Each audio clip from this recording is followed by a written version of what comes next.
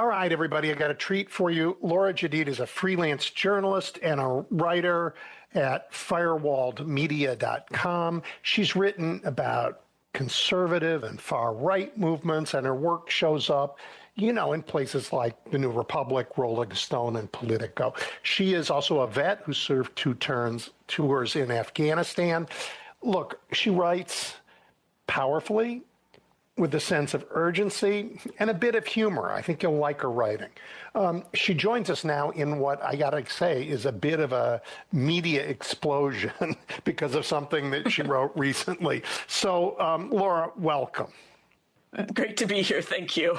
Yep. I'm probably like the 800th interview you've done this week. And I'm pleased to be part of this tour of yours. This has without a doubt been the most crazy 3 days of my entire journalism career. It's quite something. Well, I want to talk to you about what I'm going to call your ice-capade. But first, could you tell everybody a little bit about you?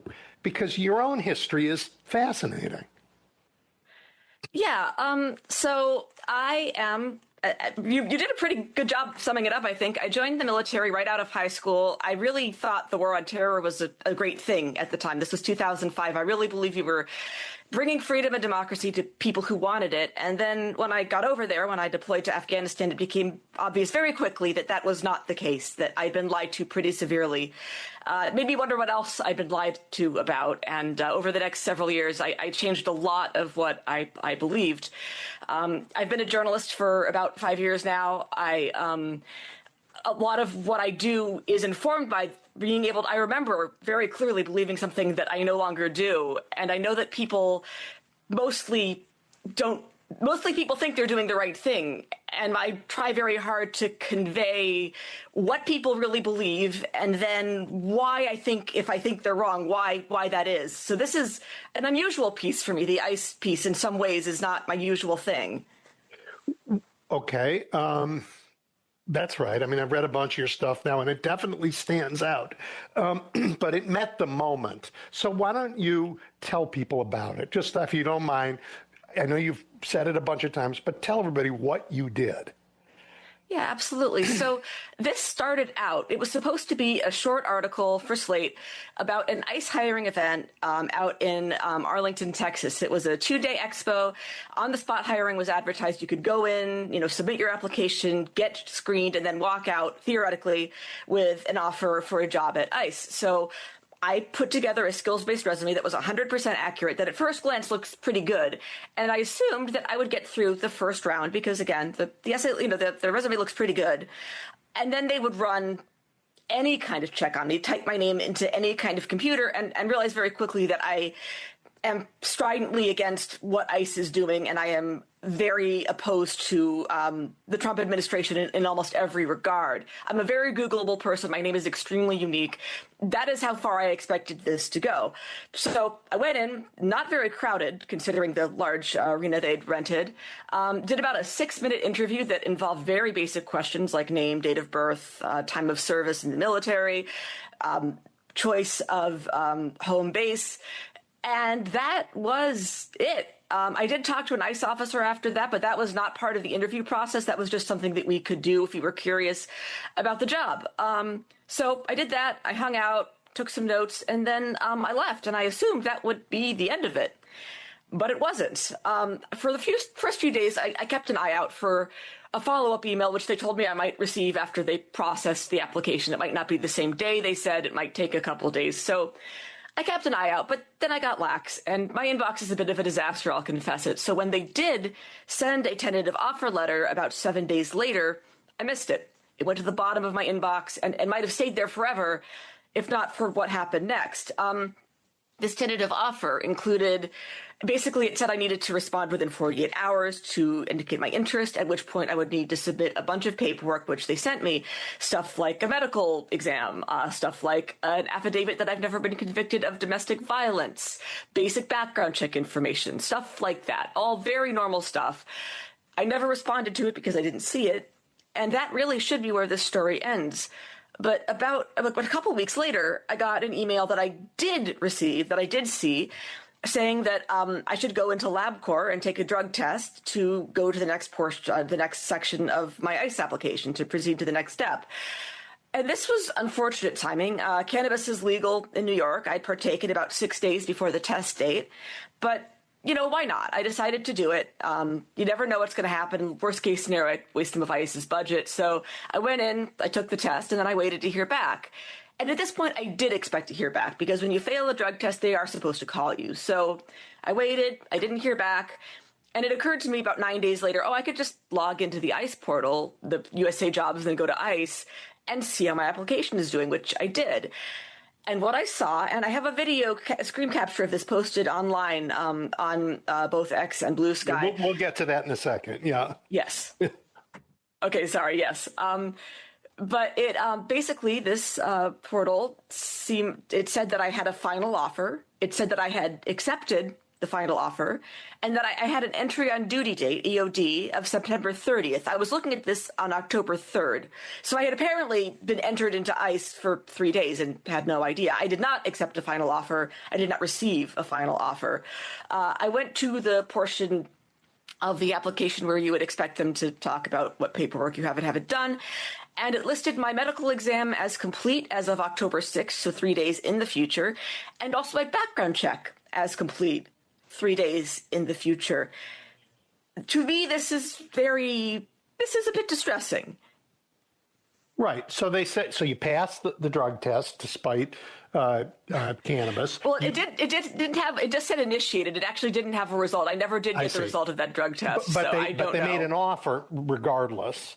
Yes. And your resume said Reed College. That would have been a big flag to me anyway, if I were ICE.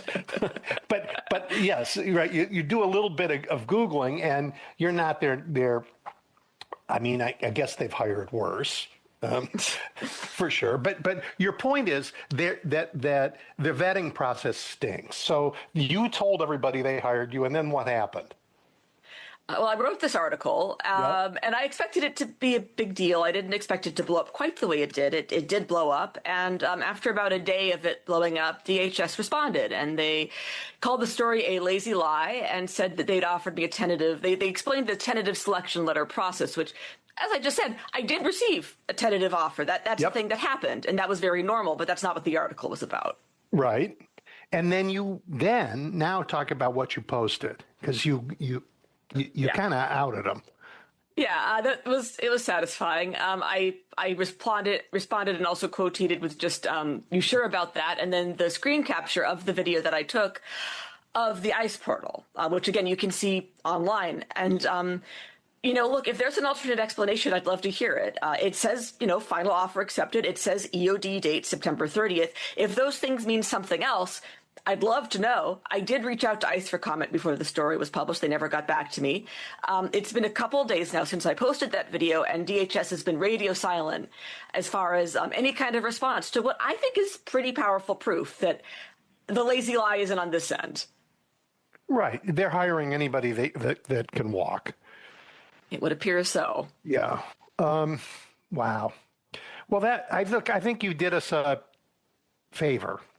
I mean, I think anybody who saw what I saw in Chicago and who is seeing what we are seeing in Minnesota now knows that these are untrained, overarmed, random folks who self-select for the job of torturing other Americans. Yes. And that was something also when I was at this ICE Expo and I was able to talk to the agent, which again, not part of the interview process, just something we could do optionally. And when I came in, he wanted to be very clear to me that I wasn't going to be able to go out on the street right away, that there would probably be a paperwork job for the first 6 months at least. And he outright said, and this was pretty implied, but he said it outright, I've talked to a lot of guys who are just eager to get out there and put cuffs on guys. And I'm always telling them, slow your roll. It's not going to happen right away. And, I responded, with my analyst background, which is, what I was in the military. And I was like, well, that actually would make more sense for my skill set, honestly, to be pushing papers. And his demeanor changed. And he was like, listen, to be clear, we want as many badges and guns on the street as we can. But it seemed like that was the first time that expo that he had heard anything like that. That was the impression that he gave. Yeah. It seems like a lot of people who are self-selecting for ICE are, in fact, excited to do the things that we're seeing on television and in the case of Chicago on the streets. It's pretty distressing that that's the kind of people they're getting. Well, and you have a theory about why we're getting those people. You describe the path between the war on terror after 9/11, which you were part of, and this current place we find ourselves in. And I thought that was really interesting. Talk about that. Yeah. So the officer that I spoke to, and I think it's a good entry point into this, which is it's a wider thing. Like me, enlisted right out of high school, like me, deployed, and like me, got out as soon as he could. He said that he wanted to get as far away from the violence of the military as possible. That's a direct quote. The word violence of the military was used. But he wasn't really able to assimilate back into society, which is a very common problem for veterans. And so after about 6 months, he decided to go into law enforcement instead, which eventually led to a career with ICE. He'd been doing this for I believe, about a decade. And that it's so emblematic of what's happening here. We attempted to bring something that we call democracy overseas at the barrel of a gun. And we used words like terrorists and weapons of mass destruction to justify it. You are allowed to kill terrorists. They're terrorists. You're allowed to invade a country if they have weapons of mass destruction. That's just fine. And now, couple decades on, we're seeing things like, I think the most vivid visual example was January 6th, where they, this is the idea that democracy is something that can happen through violence is now completely normalized, and it's come home to roost. People doing door knock raids in Minneapolis right now. These are military tactics, albeit carried out by people who haven't been trained very well.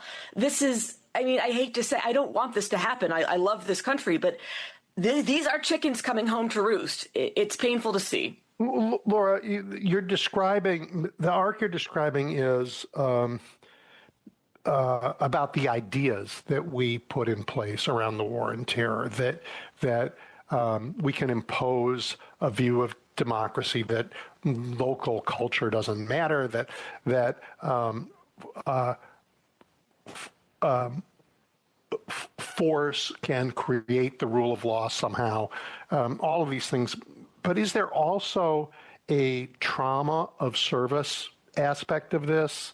You sort of said they're having trouble. A lot of people who are veterans are having trouble reintegrating into society.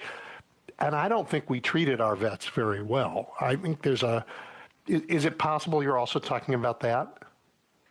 Definitely that's a factor. I think a lot of the vets who self-select for stuff like this, and it is. I know I have a lot of friends who had a really hard time assimilating. I did okay, but I have friends who, had a much harder time of it. I have some friends that aren't here anymore because they had such a hard time about it. Mm-hmm. It's there's a trauma there, and the VA has gotten a lot better since I got out. I got out in 2010 when the VA was not good with especially mental health issues. Yep. They've improved significantly, but it's a little late.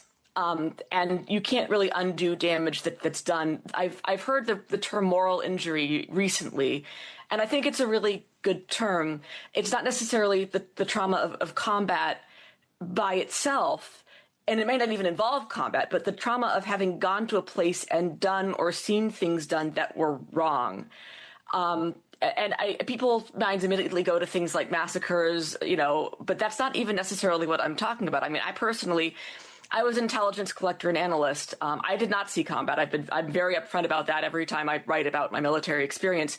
What I did see was the commanders making decisions that got people killed on both sides because they wanted it to look like we were doing stuff. People died for no reason over there. And a lot of people saw that, and a lot of people saw that up close and personally, and a lot of people saw that happen to their friends. And, that's not even getting into what we did to the people of Afghanistan and Iraq and the other places that we went into, which is I mean, at least a million people are dead because of what we did. And yeah, that leaves a psychological mark. I think it leaves a mark on the country, and I think it also leaves a mark on the individuals who participated in it.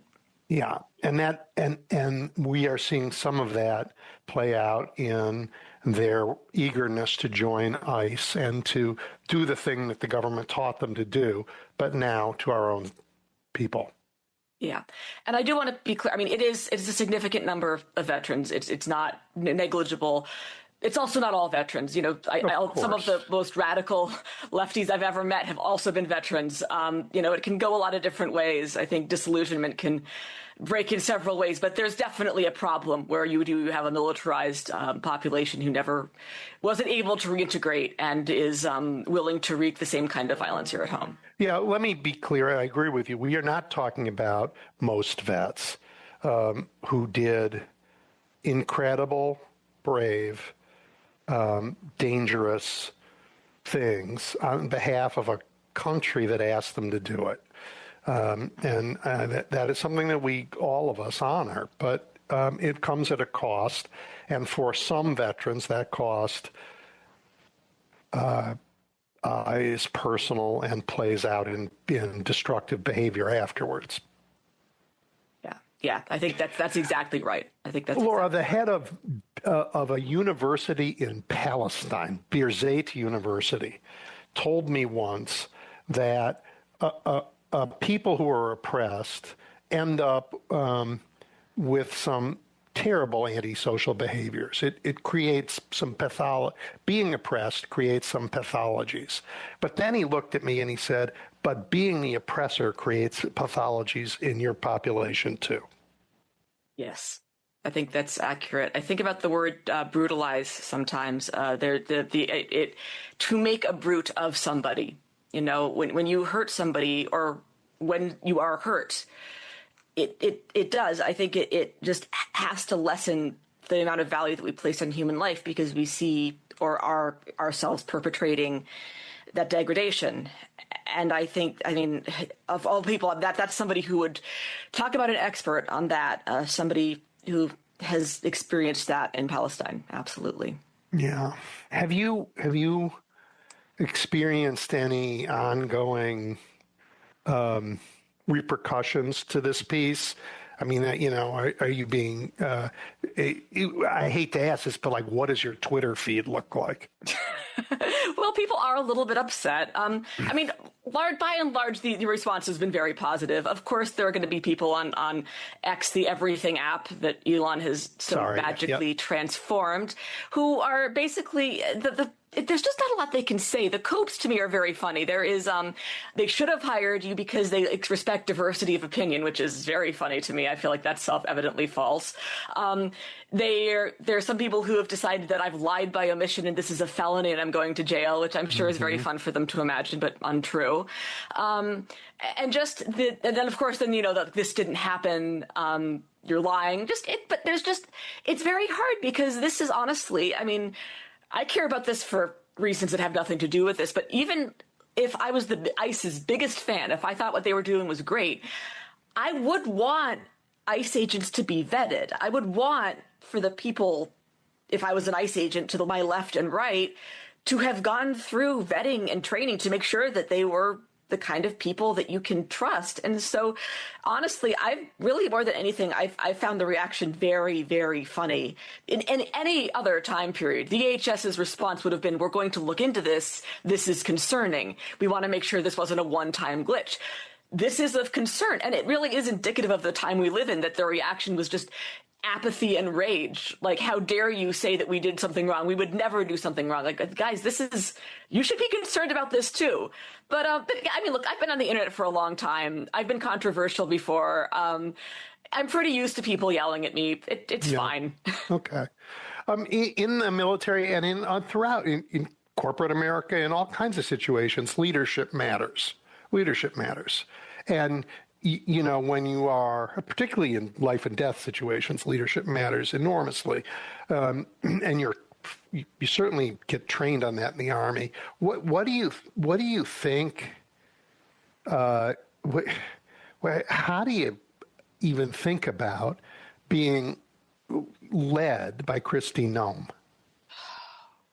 It's astounding, honestly.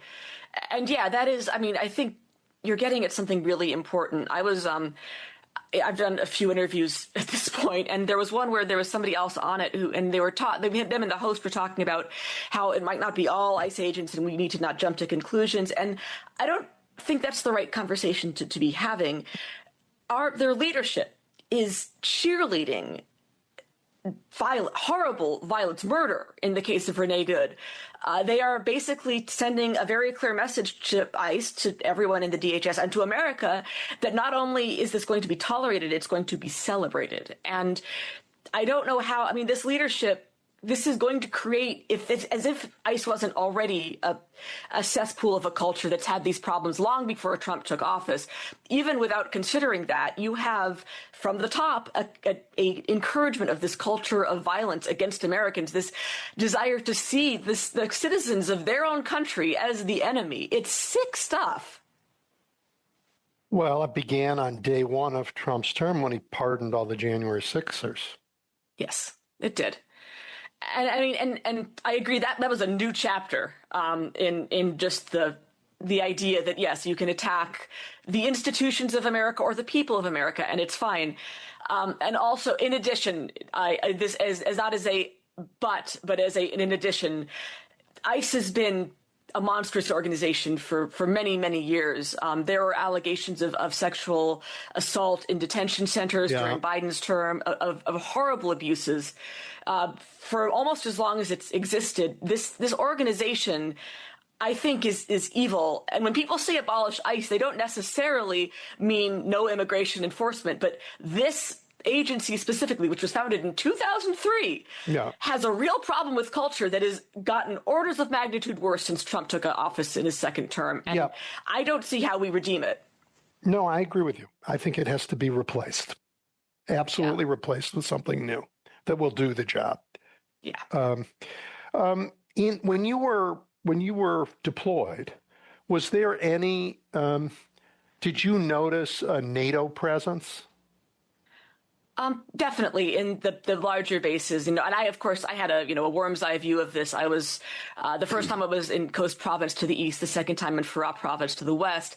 But, you go through like Kandahar or Bagram, the big bases, and yeah, I mean, they're going to meet people of all different nationalities were there. You could dine at Tim Hortons if you wanted to. They had all, just people from the entire coalition. In Farah, the Italians had their own small base just attached to ours.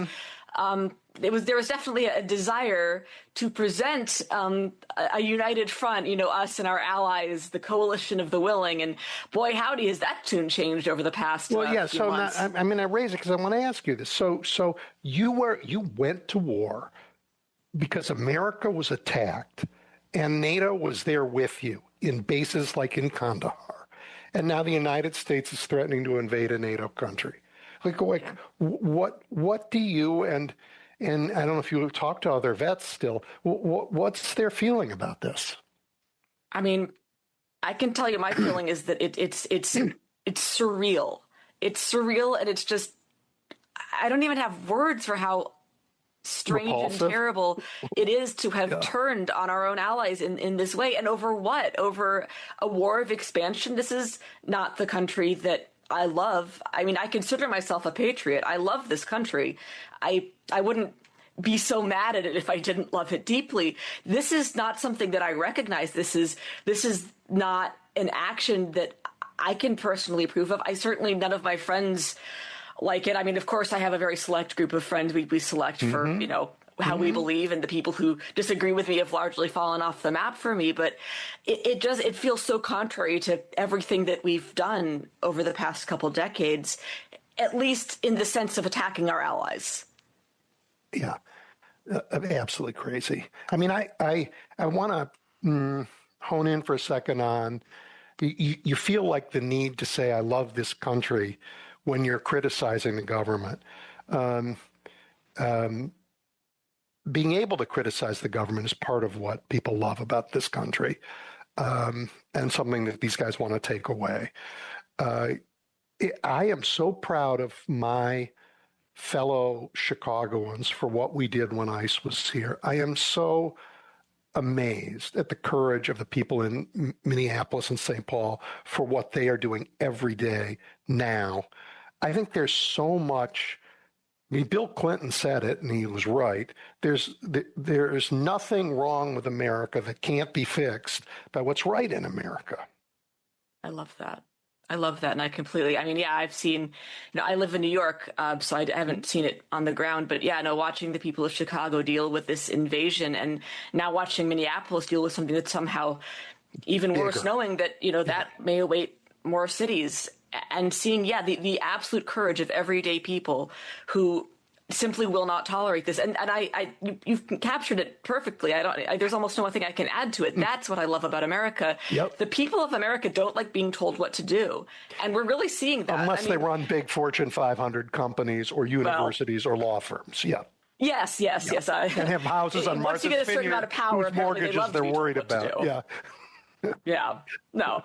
It's just, and I see this in New York, where, we have not been under attack the way Chicago has or the way Minneapolis has. And I hope that doesn't change.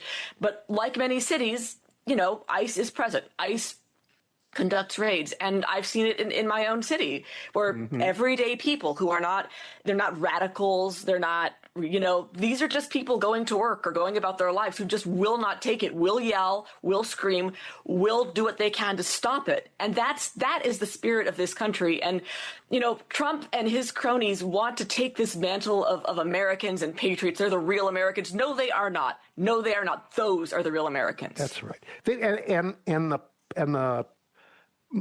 You're not guilty of this, thank God. But a lot of people who write and observe this they think this is Democrats versus Republicans. They want to say, here's what the Democrats have to do to beat this in the Republicans. And I look on the streets and I talk to the people who are out there, as I did in Chicago, and people are not running out of their houses because they want to have a political discussion. They're running out of their houses to protect the country, and they think this is about America versus MAGA. This isn't about Democrats versus Republicans.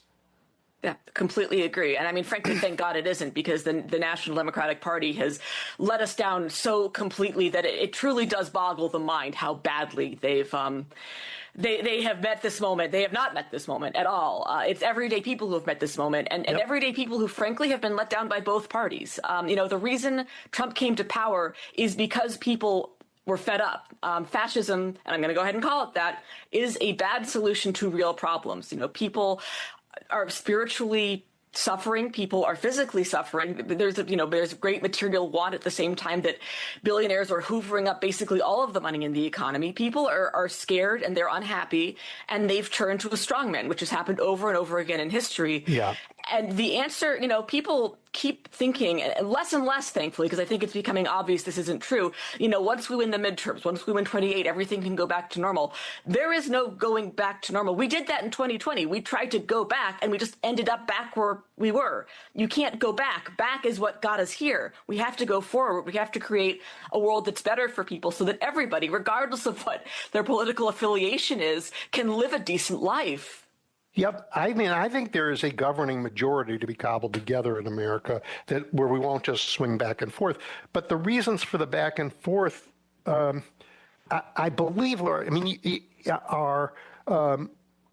in part because the Supreme Court over 20 years has weakened our democracy. When democracy works, people live better lives because the people in charge are working for the voters. But if they're only working for the map makers and the money, courtesy of gutting the Voting Rights Act and Citizens United and decisions like it, a lot of legislators aren't working for our people anymore, and we see the results. They're working for map makers and money.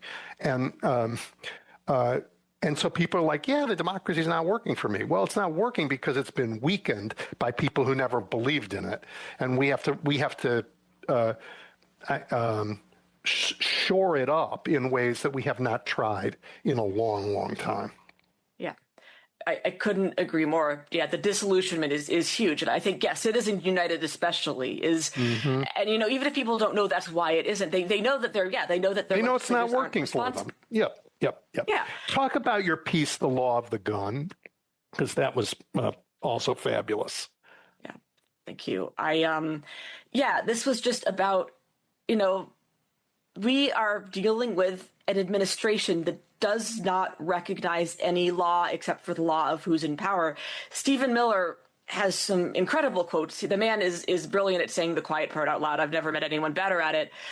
Just about since Herman Goering, yeah. Yeah, channeling the spirit. Yes. Yeah. Just that this is why do we deserve Greenland? Because we're the most powerful, he says. Why are we able to do these things? Because we can. And at the point where there is no law but the law of the gun, when that's the only law they're following, then the laws that used to protect us no longer do. They shackle us. These are laws that we are expected to follow and they aren't.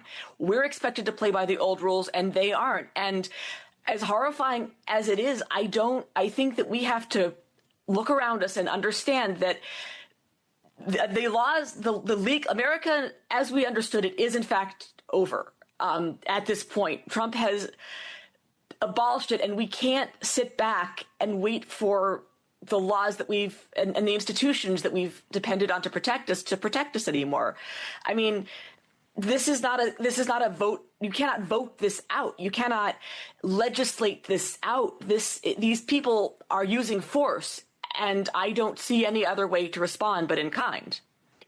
Well, I want to explore that with you. So are you in the camp that says Governor Walz should call out the Minnesota National Guard and that Democratic governors need to militarize this fight as fast as possible? Absolutely. And I think they're running out of time to do so. Tim Walz made some noises about that. I was very encouraged, and then he backed off from it, and I was very saddened.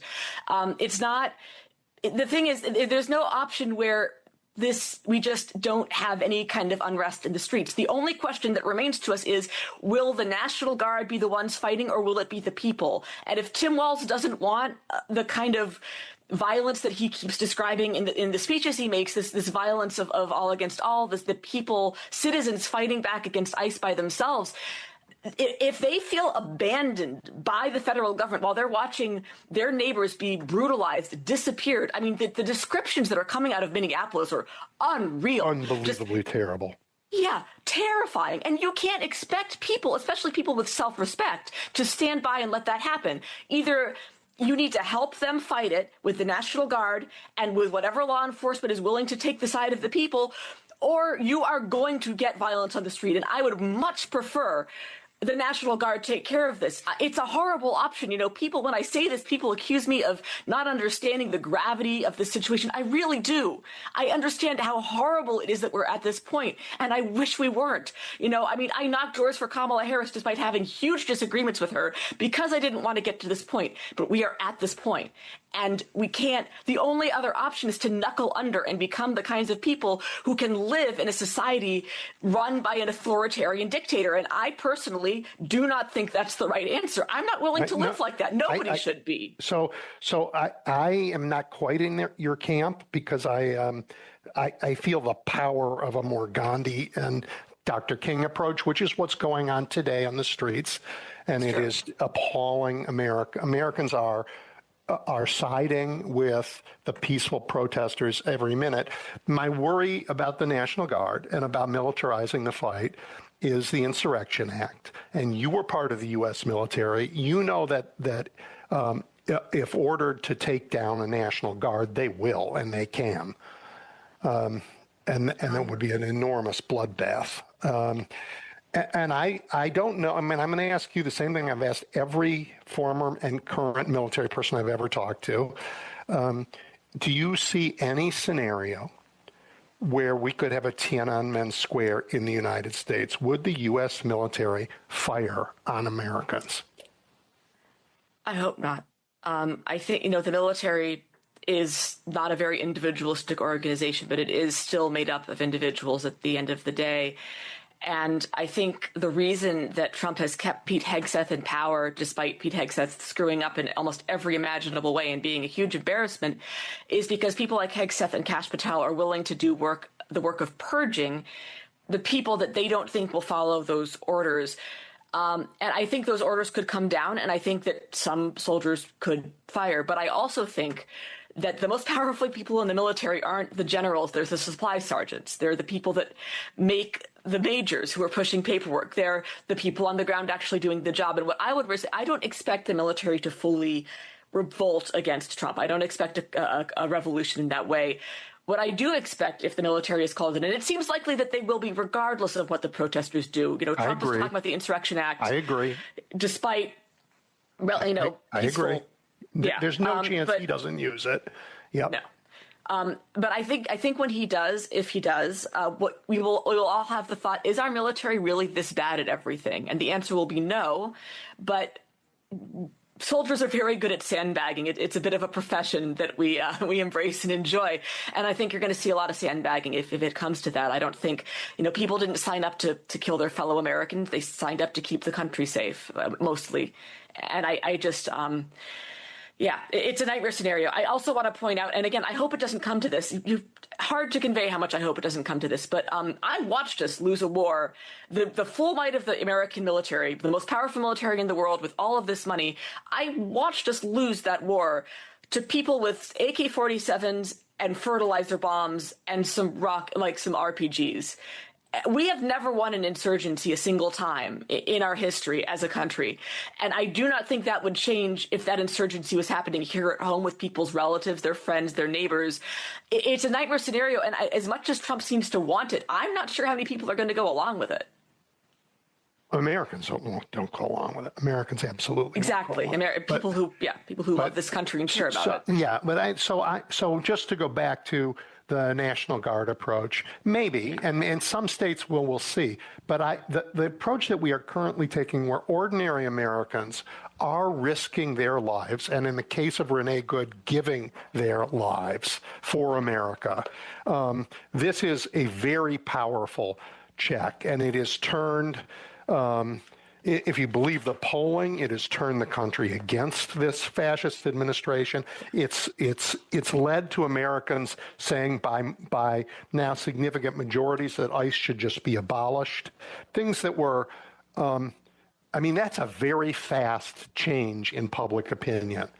And it's not happening because we're sending our armies out there, state armies. It's happening because our people are demanding it and are showing their courage. The mighty British Empire lost India because of that, not because of a militia. And so I'm not sure I completely agree with you, but I talk to a lot of people who I deeply respect, including you, who think that this is where we are. And I respect your position as well, and I see the wisdom of it. I think there was a time where it was too early. I think I agree completely that the murder of Renee Good has galvanized people, and seeing the brutality that's coming out against everyday citizens has galvanized people in ways that are important. I am somebody who believes that optics matter and that public opinion matters. My concern, and maybe we're not there yet, maybe I'm jumping the gun, but protests and nonviolent actions often are meant to influence people in power to do something. And I'm not sure that the people in power are influenceable at this point. And I guess whether we're there or not, I do feel like there is a point where it is unfair to ask the people of the United States to fight alone. State governments have the power to protect their citizens. Yeah. And I wish they'd use it. So we have a test of this right now. Because ICE is only funded to January 31st. And we're going to need, Congress is going to have to consider a continuing resolution again, or an actual appropriations bill that further funds ICE. So we're going to find out if the political system has learned anything, if those people in power have learned anything. And everybody who's listening, you're going to say this every day until January 31st, if there's a Democrat who votes to give one penny to ICE, we need to throw them out of office. If there's a Republican we should pressure every Republican as well who sees this stuff, because if you fund ICE, you have put the bullet in the gun that killed Renee Good, and you'll do it again. And every one of those abuses is on your hands. Could not agree more. If the Democrats fund ICE on January 31st, it will be a complete dereliction of duty. Every individual who did that has co-signed what happened to Renee Good and what is happening to the people of Minneapolis and what happened to the people of Chicago and L.A. And I fear very much that the party's going to do that, and it's going to continue. Absolutely, it's going to continue to happen. It's just, can't. All right, tell everybody where to find your work. You can find me, first of all, by Googling my name, Laura Jedeed. Do more than ICE did, and you'll find me immediately. You can also go to firewalledmedia.com. That's my Substack, firewalledmedia.com. That's where a lot of my writing appears, and I hope to see you there. Thank you, Laura. It was a pleasure to talk to you today. Absolute pleasure to talk to you. Thank you so much. Bye. Bye.